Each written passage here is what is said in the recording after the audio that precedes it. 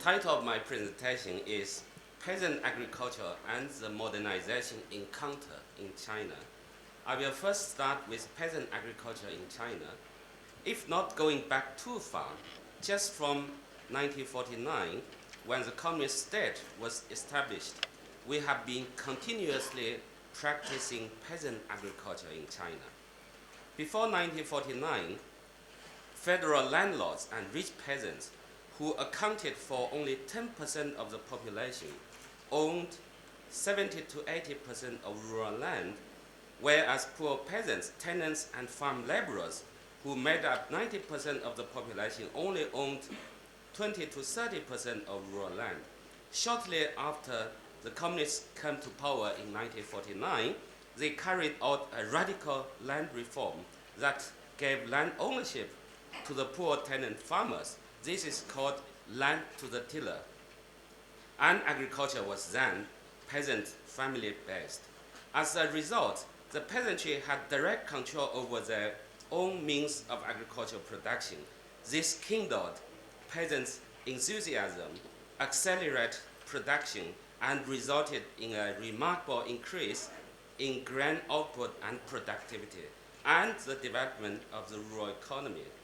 And from 1953, Chinese agriculture underwent a rapid process of socialist transformation, that is collectivization and communal movement. It was widely recognized that this collectivization gradually reduced the peasants' enthusiasm for agricultural production. Therefore, agricultural production declined. However, we have to note that a lot of large-scale rural infrastructure, particularly irrigation and soil improvement, were constructed during the collectivization period. And these continue to benefit agricultural production to this day. It should be noted that although collectivization transformed small private land holdings into large-scale communes, agriculture was still done by peasants, but only by peasants in groups in a form of team farming. Therefore, the characteristic of agriculture during this collectivization period was still peasant agriculture to me. And the collective system was broken up in 1978 when the household responsibility system was established. These institutional innovations allowed peasant households to enter the land contract and manage agricultural production on their own initiatives. Agriculture returned to a system of individual peasant farming again, which kindled the peasants' enthusiasm for production again. And the household responsibility system proved to be considerably more efficient in many ways. For instance, between 1978 and 1984, grain production in general increased by 5% per year, and peasant per capita income increased by 15% per year. China's rural poor decreased drastically after the reform from 260 million in 1978 to 30 million in the year of 2000. And this is a very brief review of Chinese peasant agriculture since 1949. Now let me talk about the recent modernization encounter.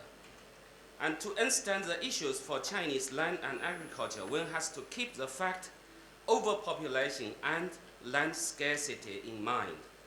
In China, the average arable land per capita is less than 0.1 hectare, which is 25% of the world average, 40% of that in India, 7.7% of that in Brazil, around 2% of that in UK, and 0.4% of that in USA, and around 0.25% of that in Canada and Australia.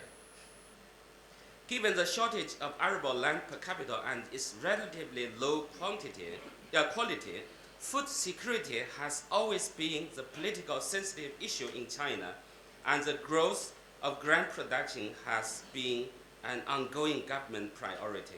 Agricultural modernization has been then seen as the key measure for securing national food security.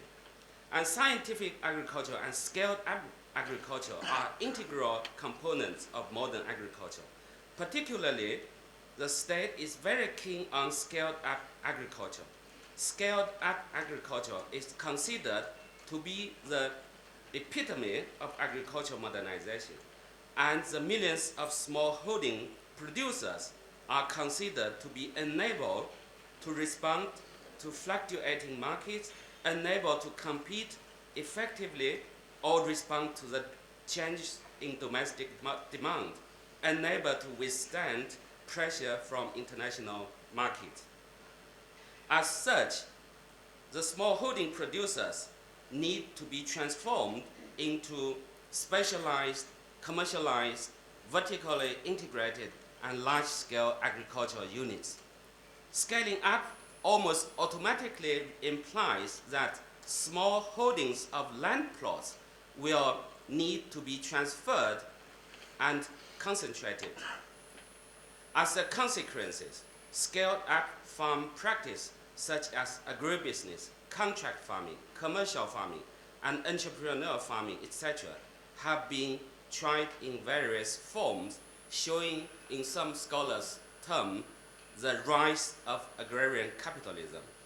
However, one thing is very important to be noted, that even during this so-called agrarian capitalism or scaling up process, when the small plots of peasants' lands are transferred to large-scale or capitalist holders, the land contract rights is still in the hands of peasants, even when the capitalist holders are managing the land. And finally, let me make some reflections.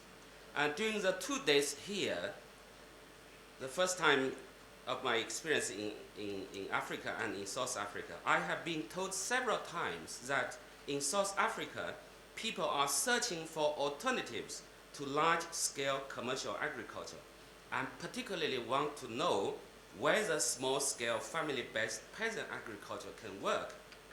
And the above review showed clearly that in China, small-scale peasant agriculture has been working nicely for her population for thousands of years.